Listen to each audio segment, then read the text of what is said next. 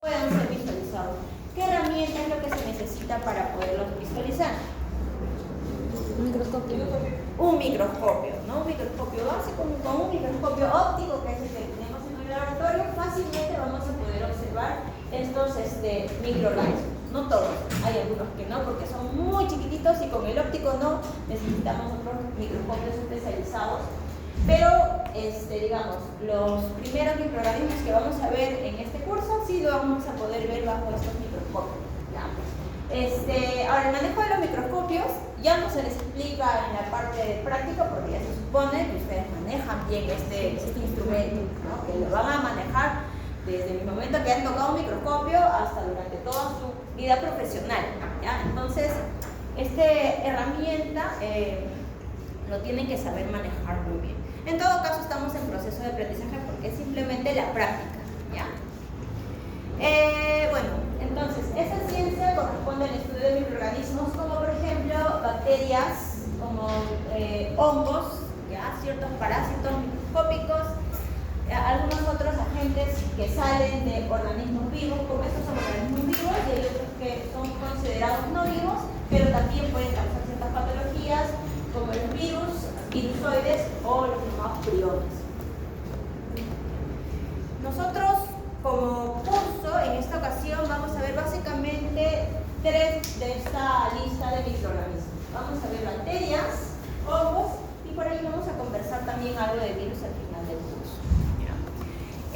Los parásitos, que también hay parásitos microscópicos, llevan un curso aparte porque el mundo de los parásitos también es bastante amplio y en parasitología lo van a ver a mejor detalle. ¿Ya? Nosotros básicamente nos vamos a encargar de las bacterias, hongos y virus. Esto es en general, ¿no? La microbiología. Nuestro enfoque como futuros médicos veterinarios es enfocarnos al estudio de la microbiología veterinaria, que también corresponde al estudio de microorganismos, pero en este caso microorganismos que van a causar enfermedades, ya sean a los animales, también al hombre, porque muchas enfermedades se pueden transmitir de los animales al hombre, entonces por ahí tenemos como una triada que también nos corresponde conocerlo. Corresponde también por ahí el entendimiento de la patogénesis de estos microorganismos, es decir, cómo ingresa este microorganismo al huésped y se desarrolla toda esta enfermedad, ¿no? Toda esta ruta que hace, se denomina la patogenia. También vamos a tratar un poco sobre los diagnósticos, sobre todo en la parte práctica. Tratamos de enfocarnos un poco al diagnóstico de estos microorganismos, es decir, métodos de diagnóstico como, no sé, tinciones directas, cultivos, etc., ¿no? Todo lo que corresponde a microbiología. Y por ahí también conversamos algo de tratamiento, que sí también tenemos que conocerlo. Y todo obviamente está relacionado, ¿no?, a la medicina veterinaria, ¿no? Bueno, la microbiología como historia es bastante amplia, ¿no? Tenemos que desde los años 1673, o sea, ya desde mucho antes de que propuso este señor una herramienta ya para la visualización, ya se hacían quizás algunos trabajos con el uso de microorganismos, ¿no? Por ejemplo, ciertas fermentaciones de los alimentos que tienen azúcares, ¿no? Eso se hace bajo bacterias fermentativas. Entre otros, quizás trabajos ya usaban a los microorganismos, ¿ya? Pero este señor, Anton van Leeuwenhoek, es considerado más el padre de la microbiología. ¿Por qué? Porque este señor elaboró una herramienta que usamos hasta en la actualidad, obviamente ya mejorado, no como lo tenemos en esta presentación, para poder observar estos microorganismos, ¿no? Y gracias a él pudimos ver por primera vez algunos organismos bacterianos que en ese momento todavía no estaba bajo el nombre de bacterias, sino estaba bajo el nombre de animalculos, ¿no? Que él pensaba que eran pequeños animales que podían observarse tras esta herramienta. Y bueno, esta herramienta no solo sirve para ver microorganismos, ¿no? También sirve para ver ya los componentes celulares de los tejidos, ¿no?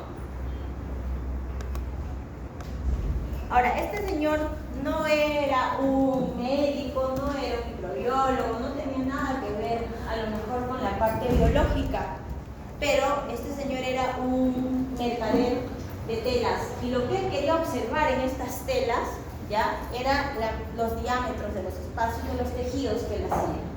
Entonces la única manera de poder observar estos espacios para hacer tejidos más finos era elaborar una herramienta, ¿no?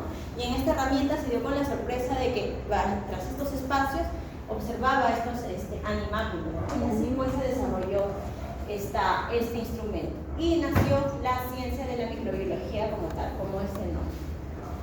Otro personaje que también aporta en gran medida muchos estudios en la microbiología es Edward Jenner, sobre todo en el mundo de la inmunología, tras la producción de una primera vacuna contra la viruela, que en esos entonces, en 1796, ¿no? La viruela era una de las enfermedades que estaba devastando a la humanidad. Pues este señor produjo por primera vez una vacuna para controlar esta enfermedad, ¿no? Dicho sea de paso, esta vacuna hasta el día de hoy todavía, claro, con sus mejoras, ¿no? Y obviamente todavía se sigue usando para el control de la viruela, porque ahorita estamos, ¿verdad?, en una nueva epidemia, podemos decirlo así, ya, de viruela, ¿no? La famosa viruela del mono. ¿Qué creen? ¿Que se haga pandemia o no? En Ecuador no ponen medidas. ¿Ya llegó? En Ecuador hay una alerta sanitaria. También hay acá, dice. Acá tenemos casos, pero de la cepa anterior. O sea, siempre tenemos, pero de la cepa anterior. La nueva cepa, la que ha aparecido hace unas semanas atrás, es la africana, que esa todavía se supone que No ha llegado. Se supone, todavía no sabemos. Otro personaje que también aporta en gran medida, sobre todo el tema del diagnóstico de estas bacterias, es Hans Christian Gram, que propuso, digamos, las tinciones denominada la tinción Gram, que es para teñir ciertas bacterias y poder clasificarlas, entender su forma, un poco también su composición de su pared. ¿Ya? Quien propuso esta tinción en 1853. Otro personaje bastante conocido también es Robert Koch, ¿no? Quien también desarrolló muchos métodos de tinción, aparte de la tinción de Gram. Él desarrolló métodos para teñir otro tipo de bacterias que no se logran a teñir con Gram. También propuso medios sólidos para el aislamiento de estas bacterias, ¿ya? Medios enriquecidos para que puedan crecer estos microorganismos.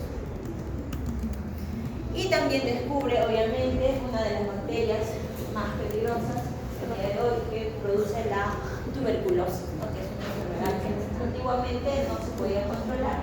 Ahora ya se controla, pero también tenemos muchos problemas de resistencia con esta bacteria, ¿no? Descubrió al Mycobacterium tuberculosis.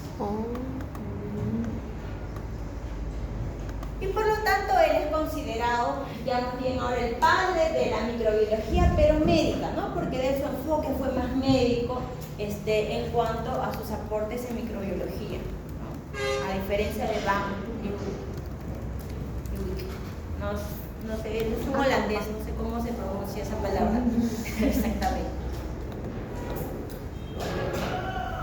Ahora, nosotros vamos a comenzar con una de las ramas de la microbiología.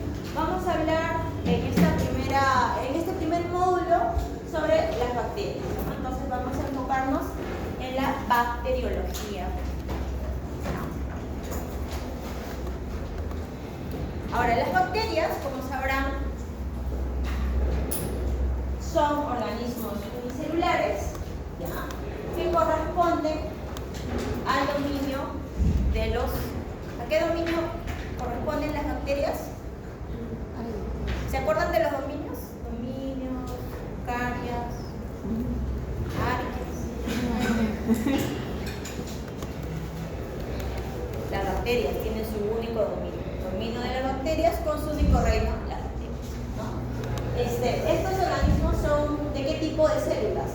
¿Serán estas o serán estas? ¿Estas que son qué tipo de células están?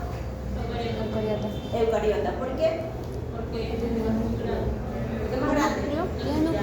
Contiene núcleo verdadero. Núcleo verdadero. Porque tiene núcleo, ¿verdad? ¿Qué más? ¿Qué más tiene? ¿Qué es esto? organelas, varias, de diferentes funciones, ¿no? Esta de acá, ¿qué organela es? Mitocondria. ¿Qué es esto? Retículo endoplasmático. Y entre otros, ¿no? Por ahí están en el gráfico. ¿Esta de acá qué tipo de célula es? Procariota, ¿verdad? Es otro tipo de célula. ¿Qué características tiene una célula procariota? La pared celular. Ya, tiene un ADN disperso porque carece de pared nuclear, ¿verdad? Está más bien embebido en un espacio que se llama el nucleoide. No hay organelas, o hay muy pocas, no precisamente estas, solo tiene algunas, ¿verdad? ¿Qué más? Van a tener ciertas estructuras de locomoción, depende también, ¿no?, de qué tipo de célula sea, pero cuentan con estructuras de locomoción algunas de ellas, ¿ya? Entonces, una bacteria, ¿a qué tipo de célula corresponde? ¿A una célula eucariota o a una célula procariota? Procariota, ¿verdad? Una bacteria corresponde a una célula procariota que ya ustedes recuerdan por su curso de biología básica qué características tiene una célula procariota, ¿ya? Igual hoy vamos a ver a mayor detalle qué características tiene una bacteria. Este es nuestro contenido del día de hoy. Vamos a tratar de, ojalá, cubrir todos los temas, si no, la próxima semana lo completamos. Bueno, las bacterias están ubicadas en el dominio bacteria con su único reino, las bacterias, ¿no? Y tanto las bacterias como las arqueas, que son de dominios y reinos diferentes, son organismos procariotas. Todos los demás reinos, reino animal, reino fungi, reino plantae, entre los otros reinos que queden, son células eucariotas y pertenecen al dominio eucario, ¿ya? Todas ellas están en una misma agrupación. ¿Cuál es la bacteria más conocida para ustedes? ¿Qué bacterias conocen? Nombres de bacterias. E. coli es una de las más conocidas, ¿no?, la más famosa. Otras, salmonelas. ¿Qué más? ¿Vamos? Nosotros estamos rodeados completamente de bacterias. Entonces, si les hago un cultivo de su pantalla de celular, me desmayo. Entre otros, ¿no? ¿Han escuchado de estreptococos, estafilococos, micobacterias, ¿no? Entre otras más que vamos a ver. De las más conocidas, pues, es la E. coli, ¿no? Es una de las más conocidas, la más famosa. Es más, casi todo lo que sabemos de genética y de microbiología, ¿no?, han sido estudiadas en el coli, ¿no?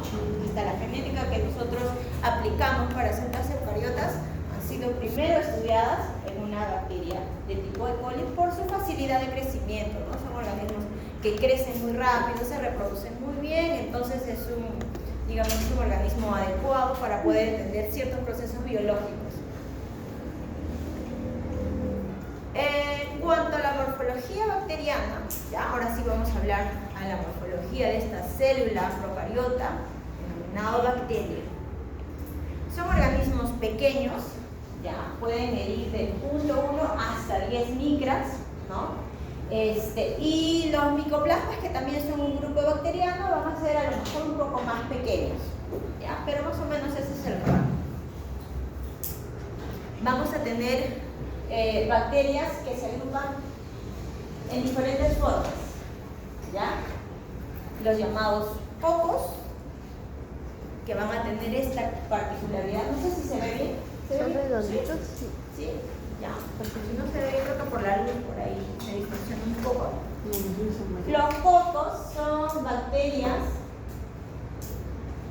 que son así, redonditas, pero mi redondo no es tan perfecto. Los cocos, recuerden, son redondos perfectos, pequeñitos, pero de circunferencia perfecta. ¿Ya? Los podemos agrupar, como ven acá, a este tipo de cocos les describen como racimo de uvas, que se parecen, ¿no? Miren, ¿ya? Y hay otros cocos que están distribuidos en cadenas, ¿sí? En cadenas. Se pueden clasificar quizás, pero están en cadenas, Y estos son los denominados estreptococos.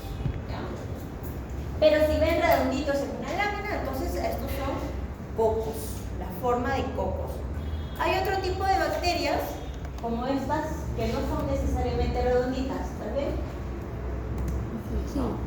Estos son los llamados bacilos. Estos bacilos, como ven acá, su nombre lo dice, tienen forma de bastón, ¿no? Son así, abastonados. ¿Ya? En el caso de los bacilos, las agrupaciones solamente se le pone un nombre cuando están en cadenas, porque cuando están en estos grupos no va a recibir un nombre. Cuando están en cadenas, si este era estreptococo, ¿qué tipo de nombre recibirá? Estrepto, pero bacilo, ya según el nombre. Cuando tenemos agrupaciones así que muy poco se ven, no se describe, ya solamente se dice bacilos, nada más. Luego tenemos otros, digamos, bajo otras formas, ya, otra forma de bacterias que tenemos, que también es bastante conocido, los espirilos, que son bacterias que tienen forma de espiral. ¿Bien? ¿Alguna vez han escuchado de la leptospira? ¿Sí? ¿Qué produce una leptospira? ¿Saben?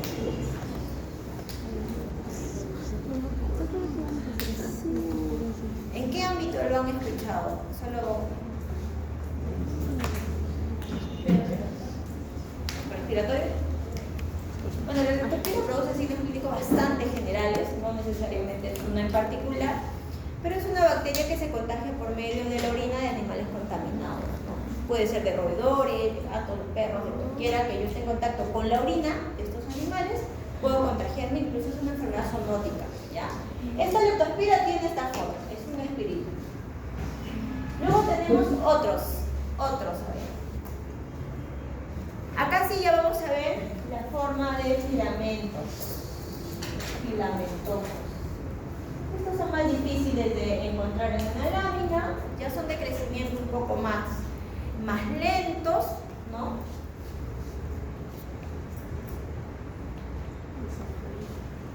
Necesitan medios muy especiales para poder crecer, no necesariamente crecen en cualquier medio, ¿ya? Por ejemplo, acá tenemos a una bacteria que se llama la nocardia. ¿Han escuchado alguna vez nocardia? Acá le dejo el nombre. No lo vamos a poder aislar porque no tenemos los medios, ¿ya?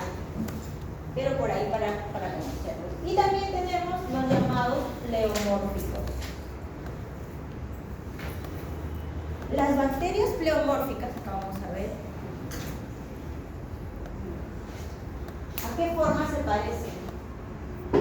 Miren, acá hay otra, acá otra. ¿Qué forma tienen estos pleomórficos? ¿O por qué se denominan pleomórficos? Porque no tienen una forma específica, ¿no? Pueden dar diferentes formas. Tienen como una membrana un tanto flexible que pueden tener diferentes formas. No tienen una forma fija. Voy a dibujar como... No soy muy buena dibujando, ustedes ya como comprenderán.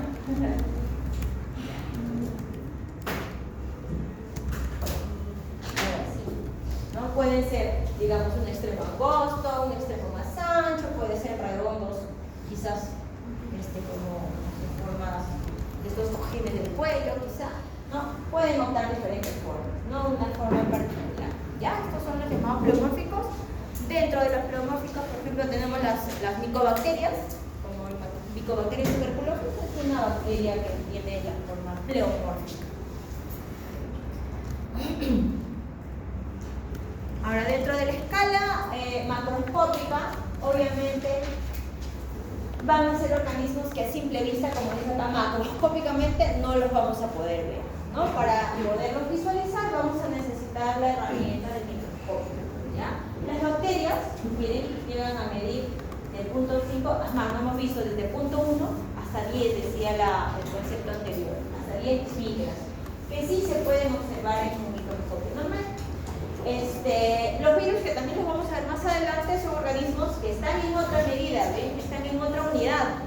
Son organismos más pequeños. puede visualizar con un microscopio óptico, ¿no? Para visualizar un virus necesitamos otro tipo de microscopios, son los microscopios electrónicos, para poderlo visualizar.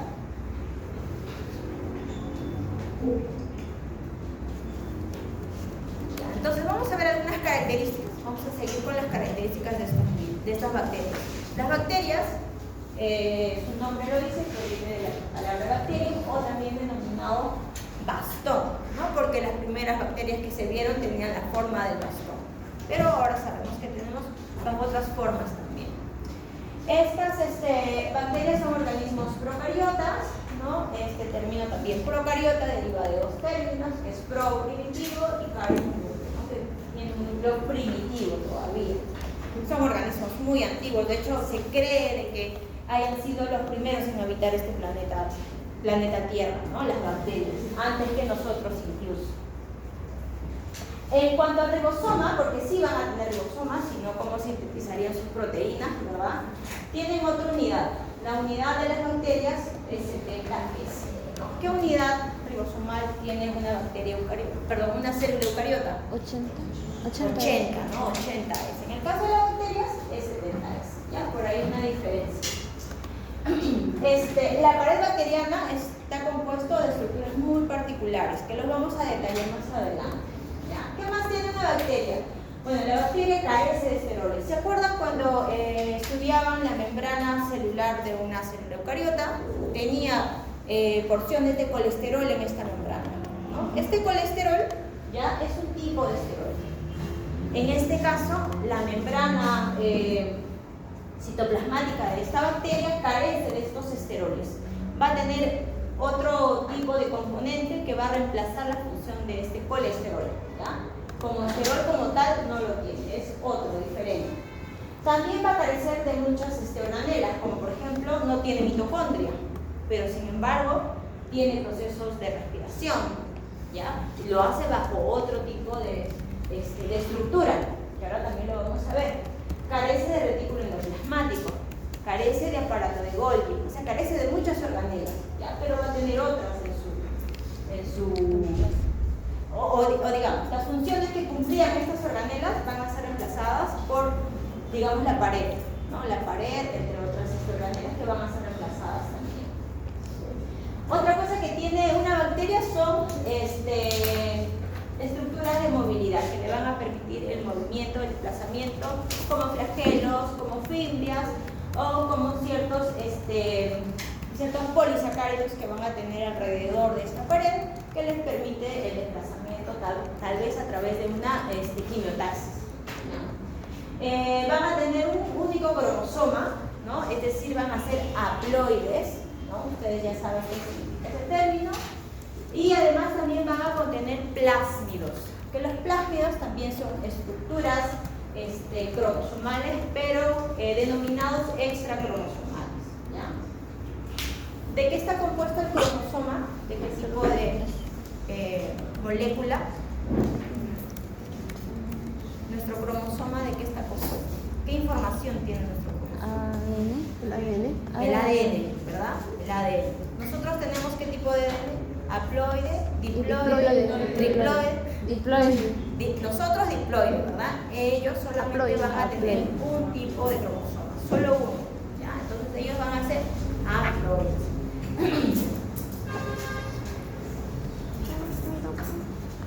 Entonces miren, la composición de una bacteria básicamente su membrana citoplasmática, van a tener una pared celular, y algunas bacterias es más van a tener todavía un material extra de su pared, como por ejemplo pueden tener cápsulas, pueden tener glicocálix, algunas van a tener flagelos, no todas, algunas van a tener bilis, no todas, ¿ya? Tienen un citoplasma y con algunas organelas, como algunos corpúsculos de inclusión, van a tener ribosomas que tienen, nucleoide, obviamente porque tienen que tener su material genético, ¿ya? En este espacio. Entonces, esta bacteria está compuesta por estructuras ya sean estructuras denominadas permanentes, es decir, que todas las bacterias tienen que contener esta estructura, ¿ya? Como la membrana, les decía, como su pared y además el citoplasma, ¿no? O llamado citosol también, ¿ya? Todas las bacterias tienen que tener estas estructuras que son permanentes. Si no tuvieran, pues entonces no existirían, no es una estructura básica, ¿no? Es como decir nosotros, nuestro esqueleto, nuestro músculo, o digamos un órgano vital, o sea, nuestro corazón, que sin eso no podríamos vivir. Entonces para ellos estas estructuras permanentes son vitales, todas tienen que tener, ¿ya? Y luego también hay estructuras variables, es decir, algunos van a tener estas estructuras, algunos no van a aparecer, ¿no? Por ejemplo, los flagelos, hay algunas bacterias que sí tienen, algunas no, las fibras también, los exopolisacáridos que les decía esa compuestos de cápsula o un material flexible llamado glicocálidos, o las esporas, que no todas las bacterias tienen, pero algunos sí, y estos son denominados estructuras variables, ¿ya? Como nosotros, ¿no? Igual, nuestra estructura variable, ¿cuál sería? No sé, quizás el cabello se me ocurre, un cabello largo, un cabello corto, o el color de los ojos, o el color de la piel, que es variable. Entonces vamos a comenzar un poco con estas estructuras, ya con las estructuras permanentes. Por ejemplo, ¿qué función tiene cada una de estas estructuras y de qué está compuesto? La membrana citoplasmática de una bacteria, como ven, no es muy diferente a una membrana citoplasmática de una célula eucariota, ¿no? Es una membrana bilipídica, le decía, lo que sí es que va a carecer de colesterol, ¿no? No contiene colesterol dentro de esta membrana citoplasmática. Es una capa que contiene las dos porciones, hidrofóbica e hidrofílica, ¿verdad? Así constituyendo una bicapa, ¿ya?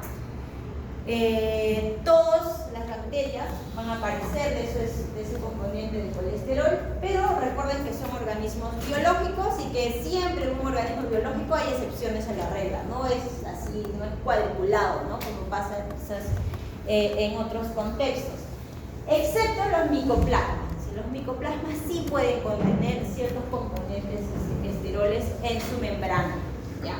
Pero los demás no es el único. Siempre, ustedes saben que en biología no todo es completo, ¿no? Siempre por ahí hay un loquito que se escapa de la regla. Además, dentro de esta membrana también contiene ciertos componentes proteicos y va a cumplir las funciones que cumpliría una mitocondria en una célula eucariota, ¿no? Por ejemplo, la regulación celular, la fosforilación oxidativa se lleva a cabo en esta membrana bilipídica, ¿no? Que tiene que tener esas funciones. Y además tiene también las funciones de síntesis de la pared celular. Sobre esta capa se va a formar la pared celular como tal. Y quien se va a encargar de sintetizar esta pared va a ser la membrana bilipídica, ¿ya? Va a sintetizar, hay también una membrana externa bacteriana. Ahorita vamos a ver qué tipo de bacterias tienen, aparte de esta bilipídica, tiene otra más encima, ¿no? Es una membrana externa, puede producir también los glicocálidos y la cápsula, ¿no? Los materiales que componen los glicocálidos y la cápsula son sintetizadas por esta membrana citoplasmática. Como ven, cumple muchas funciones vitales esta membrana citoplasmática, ¿no? Entonces, digamos, si yo quiero producir algún antibiótico que vaya dirigido a la destrucción de esta membrana citoplasmática, ¿no? Tendría éxito, ¿verdad? Porque muchas funciones se dejarían de hacer, ¿no? Y moriría por la bacteria. Sobre todo funciones vitales como la respiración, ¿no?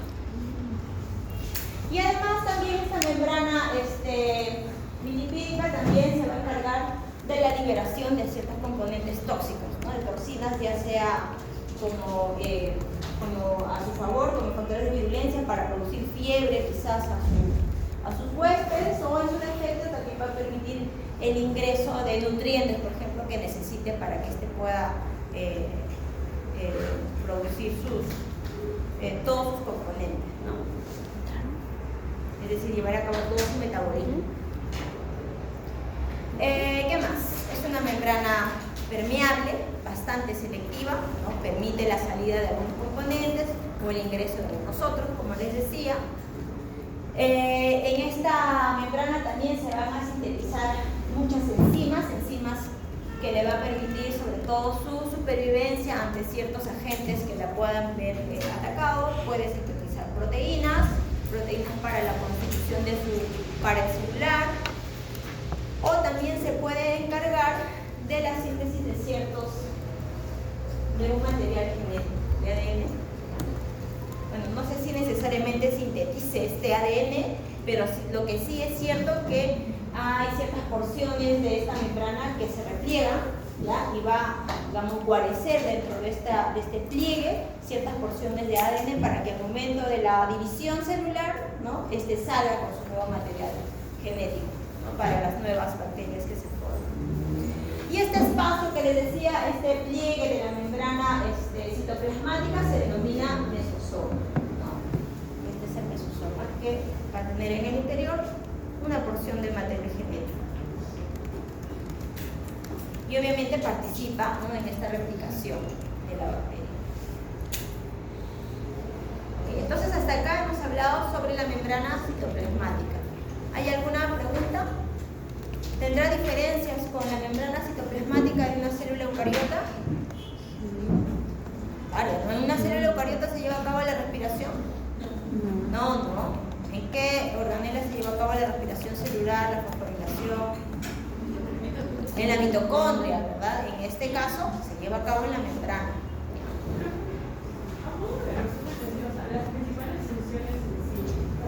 Hay varias. La respiración celular es una de ellas, la fosforilación oxidativa, y la síntesis de componentes de su pared celular. ¿Qué otra más? Quizás la entrada y la salida, como es una estructura permeable, puede permitir el ingreso de algunas sustancias, o también la salida de ciertas toxinas, ¿no? Algo que ya no le sirve, lo libera. En cuanto a la pared celular, que es otra estructura permanente, esta se va a encargar básicamente de la protección de la bacteria, ¿no? La pared celular es un componente grueso, ¿ya? Este va a prevenir la lisis osmótica, de alguna forma va a proteger, como dice el primer punto. Esta pared va a tener ciertas diferencias en los micoplasmas. Los micoplasmas siempre son organismos que siempre saltan de la regla, ¿ya? Va a tener ciertas diferencias en cuanto a su composición, me refiero, ¿ya? Pero sí va a tener una pared celular. Representa del 10 al 40% del peso bacteriano, o sea, es una estructura importante, ¿verdad? Grande. Y tras esta pared bacteriana también se hace una clasificación de las bacterias, ¿ya? Que son las denominadas bacterias gram positivas y gram negativas. Esta clasificación con respecto a la pared se hizo gracias también a esa tinción de Christian Gram, algo así.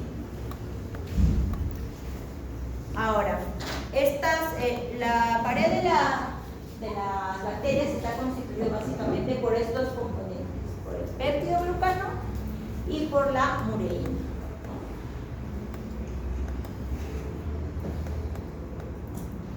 Además, sobre esta pared vamos a encontrar también una cobertura proteica, ¿no?, que va a tener diferentes funciones, ¿ya? Y justamente en esta pared celular, donde muchos de los antibióticos que usamos, sobre todo los antibióticos beta-lactámicos, es donde van a actuar para eliminar a la bacteria, ¿no? Ahora, miren, les decíamos que según su pared tenemos dos tipos de bacterias, las gram positivas y las gram negativas, ¿no?, que nos ayudó a diferenciar estos dos tipos de paredes gracias a la adquisición de Gram. La pared gram negativa es una pared, esta es la gram negativa, les presento, es una pared, como ven, quizás con mucho más componentes, mucho más complejo que esta pared, que es una pared de una bacteria gram positiva, ¿ya? Generalmente las bacterias de los gram positivos llegan a teñirse de un color medio violeta, ¿ya?, que es el cristal violeta que utilizamos en el laboratorio, y este cristal violeta se va a embeber en la pared de esta de esta bacteria, ¿no? Por lo tanto, la bacteria gram positiva llega a tener el color violeta. En cambio, esta bacteria de acá, la gram negativa, no va a poder teñirse de este cristal violeta. Cuando hacemos los procesos, el cristal violeta se va a ir y vamos a tenerla que teñir con otro colorante para poder diferenciarlas, ¿no? Y generalmente se tiñen con otros colorantes como la fuchsina, por ejemplo, que es un color medio rosado, o también la safranina, ¿no? que es el que tenemos en el laboratorio. Son colorantes rosados fucsias que ellos son los que se van a encargar de teñir a este tipo de pared, de las gram negativas. Entonces, en cuanto a los componentes, por ejemplo, ambas, como ven, tienen la membrana citoplasmática, ¿no? Ambas, la positiva, perdón, y la negativa. Tienen esta pared, esta membrana citoplasmática. Después de la membrana citoplasmática viene la pared celular, ¿ya? Esta pared celular, en el caso de los positivos, va a contar con una gruesa capa de los denominados peptidoglicanos, ¿okay? Estos son los positivos. Miren lo que pasa en los negativos. Su pared celular es más complejo, como ven, pero la capa de peptidoglicanos es solamente este espacio. ¿Ya? Es una gran diferencia entre ambas bacterias. Peptidoglicanos delgados, ¿no? Una capa muy delgada, a diferencia de los gram positivos, que sí tienen un peptidoglicano grueso y grande, ¿no? ¿Qué más vamos a ver dentro de esta pared? Los gram positivos van a tener sobre esta pared la salida de ciertas proteínas, como por ejemplo estos ácidos lipoteicoicos o ácidos teicoicos, que salen a partir desde la membrana y atraviesan la pared y luego se pueden visualizar en la superficie, ¿ya? Y nada más. Esta es la composición de un gram positivo básico, ¿ya? De todos los gram positivos. En el caso de los gram negativos, ¿no? Tenemos la membrana citoplasmática, una delgada capa de peptidoglicanos, que ya esto representa su pared, ¿verdad? Y sobre estos peptidoglicanos vamos a ver una segunda capa de fosfolípidos. Miren, esta se parece a esta. Esta membrana citoplasmática fosfolipídica se parece a esta. Sí se parece, tienen la misma composición, también son fosfolípidos. Y son bicapas de fosfolípidos. Y esta es la denominada membrana externa, ¿ya? Que está sobre los peptidoglicanos. Todo esto compone la pared celular. Es más, ¿qué más tiene esta pared celular de los gram negativos? Aparte de los peptidoglicanos, aparte de la membrana externa, tiene unas moléculas que salen, ¿no? También hacia el exterior, que son los denominados lipopolisacáridos, ¿ya? Que es una molécula bastante grande que está compuesto por 3 porciones, ¿no? Y estos lipopolisacáridos son precisamente los que se van a encargar de darle el grado quizás de toxicidad, el grado de virulencia a las bacterias, ¿no? Y además, gracias a uno de los componentes de estos lipopolisacáridos también los podemos agrupar dentro de sus serotipos, ¿no? Recuerden que en una especie, por ejemplo, de E. coli, ¿no? Como especie es una Escherichia coli, pero dentro de esta especie hay varios subtipos también, y esos subtipos básicamente se clasifican con ciertas porciones de los lipopolisacáridos. Ya eso lo vamos a ir también aprendiendo más adelante. Entonces ya sabemos las diferencias, ¿no? Las diferencias entre un gram positivo y un gram negativo. Membrana citoplasmática parecida, pero en cuanto a la pared celular, acá sí vamos a ver diferencias. Pared celular de un gram positivo, peptidoglicano grueso y ácidos teicoicos o lipoteicoicos. En el caso de los gram negativos, pared celular con una delgada capa de peptidoglicanos, una membrana externa lipídica y además los lipopolisacáridos. ¿Ven? Es mucho más complejo esta pared. ¿Ya? Ahora, el hecho de que esta sea más compleja no quiere decir que sea, digamos, más virulenta que una gram positiva, ¿no? No tiene nada que ver, solamente su composición diferente, ¿ya?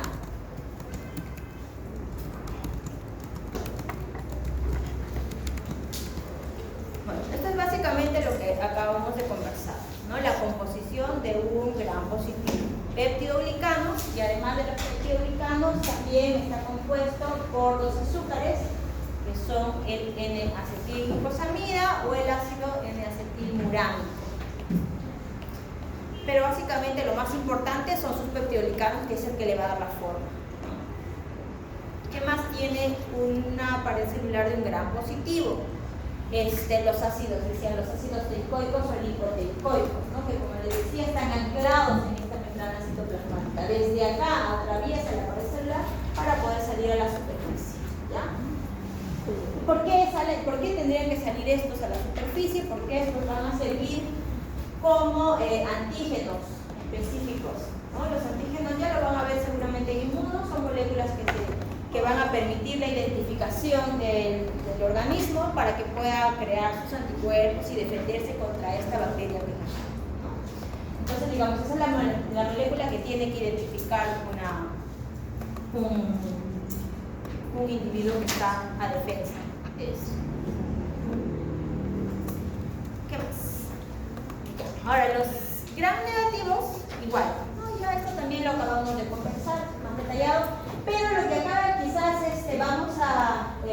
me estaba olvidando de la explicación de la pared gram negativa es que en este pequeño espacio donde vamos a ver una delgada capa de peptidolicanos, a ese pequeño espacio se le denomina el espacio periplásmico. Este espacio que queda es un espacio que también tiene mucha importancia en cuanto a su factor de virulencia de esta bacteria, ¿ya? Dentro de este espacio sobre todo se van a sintetizar muchas enzimas, como por ejemplo DNasas, fosfatasas, beta-lactamasas, que son enzimas que le van a ayudar a protegerse contra agentes antibióticos, ¿no? O contra agentes desinfectantes, por ejemplo, ¿no? ¿Se acuerdan que hace un rato decíamos que hay unos antibióticos denominados beta-lactámicos, ¿no? Entonces estos sintetizan beta-lactamasas para que estos beta-lactámicos no le afecten, ¿no? Y de esta forma crean la resistencia, ¿ya? Esta también es un espacio muy pequeño pero de gran importancia, ¿no?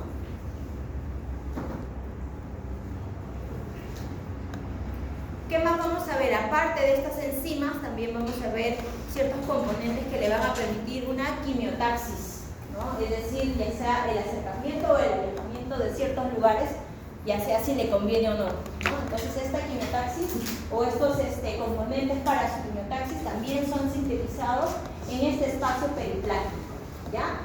Y también gracias a esto, obviamente, lo que le va a permitir a esta bacteria es evadir al sistema inmune, ¿ya? El sistema inmune, ¿no? Entonces eso le va a permitir este pequeño espacio, ¿no? Que es pequeño pero miren de gran importancia, ¿ya? Y bueno, ¿no? Le decía dentro de las enzimas que sintetiza, también vamos a encontrar las lisocimas, impide el ingreso de ciertas enzimas peligrosas, por ejemplo las lisocimas. ¿Dónde se sintetizan las lisocimas? Por ejemplo, ¿dónde encontramos lisocimas en nuestro cuerpo?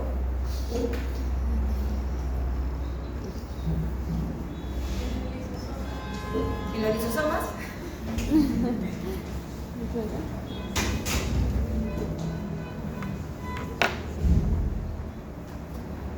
Si no tuviéramos lisocimas estaríamos completamente infectados de bacterias. Son enzimas que sintetizamos para protegernos de estas bacterias. Por ejemplo, nuestras lágrimas, nuestra saliva cuenta con lisozimas, ¿no?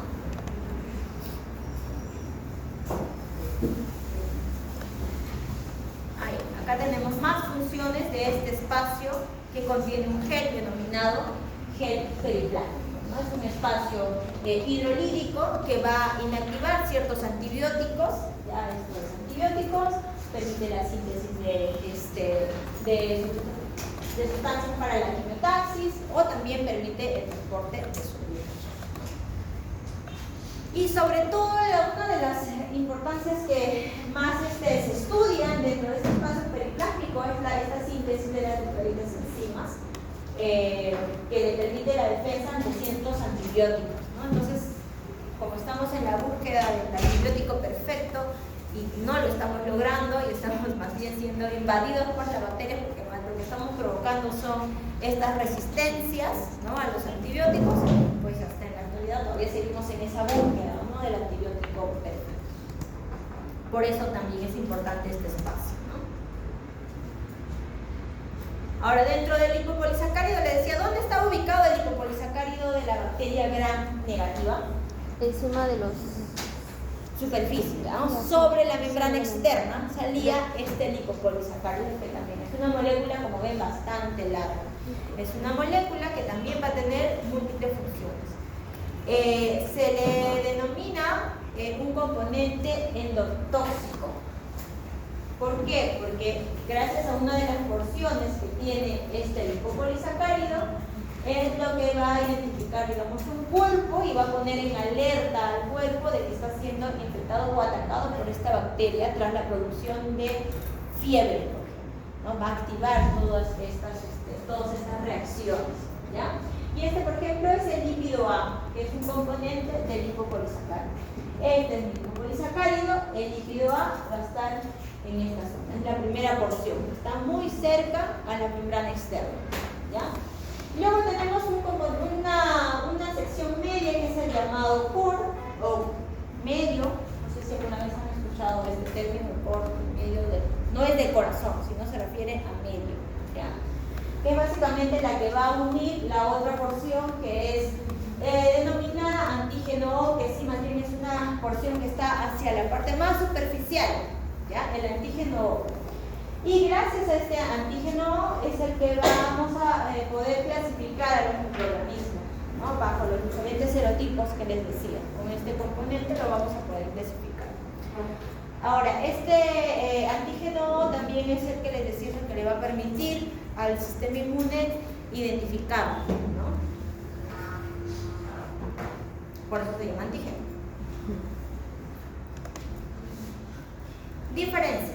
Diferencias entre los gram positivos y los gram negativos. Ya más o menos lo saben, ¿no? Hemos hablado bastante amplio al respecto. En cuanto a los gram positivos, decíamos que van a contar con una gruesa capa de peptidoglicanos, ¿verdad? Era su membrana citoplasmática y sobre esta especie de ladrillos que veíamos en la imagen es su gruesa capa de peptidoglicanos.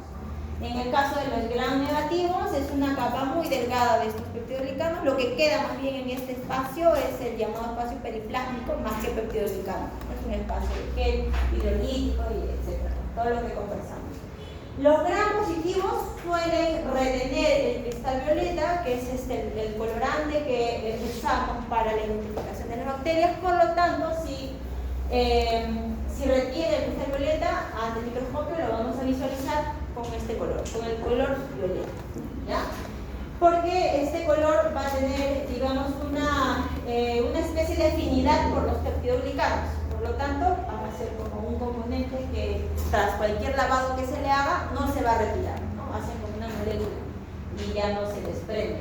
En el caso de los peptidoglicanos, de los gram negativos, que son muy delgaditos, tras los lavados o los procesos de la técnica de Gram, este cristal violeta se va con todo, se retira y por lo tanto no se tiñe de cristal, ¿no? Y usamos más bien otros colorantes, pues de safranina, en este caso dice pushina, que son colorantes entre rosas y fucsias. Por lo tanto los gram negativos van a tener esos colores, rosados o fucsias, ¿ya? A veces pasa de que cuando no hacemos un buen lavado, ¿no? el cristal violeta puede permanecer ahí, pero porque no hicimos un buen lavado, ¿no? Entonces sale nuestro color medio raro por ahí, sigue siendo violeta y a veces lo confundimos, ¿no? Entonces, por lo tanto, los procesos de laboratorio tienen que ser bastante minuciosos, ¿ya?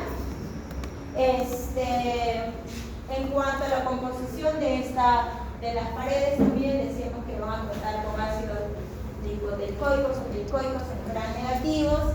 En el caso de los positivos son los ácidos teicoicos y lipoteicoicos. En los gram negativos van a tener más bien ácidos glicólicos, que son otro tipo de componentes, y además los lipopolisacáridos, ¿no? Que no están acá.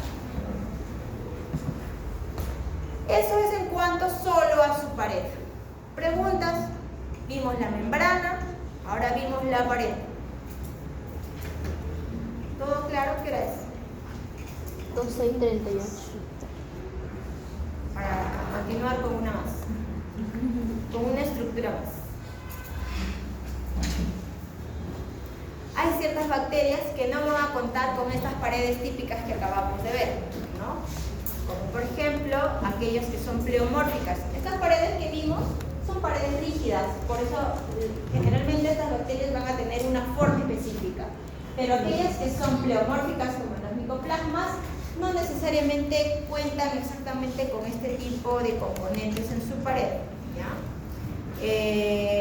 Esta pared lo vamos a ver digamos a mayor detalle cuando veamos las técnicas de tinción, porque los micoplasmas no se tiñen con tinción Gram. No vamos a poder teñirlas con la tinción Gram porque no tienen peptidoglicanos, ¿no? Entonces, para poder observar un micoplasma, que es importante su aislamiento, su identificación, su diagnóstico, ¿verdad? Se hace con otra técnica, que es el ácido alcohol resistente, ¿no? Eso lo vamos a ver en tinción. Las arqueas, que también son organismos procariotas, tampoco tienen peptidoglicano, ¿ya? Antiguamente se pensaba de que las arqueas eran también bacterias, pero ya sabemos que las arqueas son diferentes organismos a las bacterias, ¿no? Por lo tanto tienen otro tipo de características. Pero conviven quizás en un mismo nicho ecológico, eso sí puede pasar. En cuanto al citoplasma, el citoplasma es otra de las estructuras permanentes, ¿verdad?, de las bacterias. El citoplasma es un citoplasma que tiene una presión osmótica alta, ¿ya? Se puede apreciar finamente granular por los organelas que encontremos en el interior. Estas organelas pueden ser ribosomas o pueden ser inclusiones de materiales nutritivos de almacenamiento de nutrientes dentro de este citoplasma. ¿Qué más podemos encontrar en el citoplasma de esta bacteria? Vimos el material osmótico, tenemos las organelas, pueden ser ribosomas o cuerpos de inclusión. ¿Qué más tenemos? Importante en este citoplasma, más importante quizá de todo lo que les acabo de describir. ¿Qué está en este citoplasma? Grandote, ocupando casi todo el espacio. ¿Cuál? ¿El aire? El nucleoide, ¿verdad? ¿Qué está en el nucleoide? El ADN, su material genético, ¿no? Es otro componente sumamente importante que está incluido en este espacio citoplasmático, ¿no? Y además vamos a encontrar también otro material, ¿ya?, genético, pero denominado extracromosomal, que son los plasmidos. Son, digamos, porciones de ADN que tienen una información específica, ¿no?, que le va a permitir quizás la resistencia a las bacterias, que también se van a encontrar dentro de este espacio.